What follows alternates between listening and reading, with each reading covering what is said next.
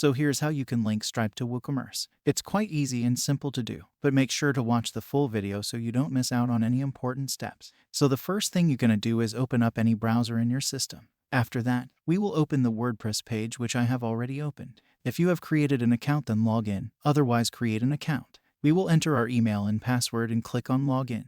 Then our WordPress dashboard will open. After that, here we will click on the option of plugin below on the left side and then click on the option of add new. Then here we will search for Stripe plugins. Both plugins do the same thing, but we will install the second one. After that, we will click on the Woocommerce option on the left side and then click on the Stripe payment plugins option. After that, we will click on the upper side setting option. Then here we will connect it to the Stripe. After that, we will open a new tab. Then going to the search box, we will type Stripe. After that, we will open the Stripe page. If you have created an Stripe account, then sign in. Otherwise, create an Stripe account. Then we have to activate the Stripe account. After that, we will go back to our WordPress page. Then we will click on the Click to Connect option. After that, our Stripe account will be connected.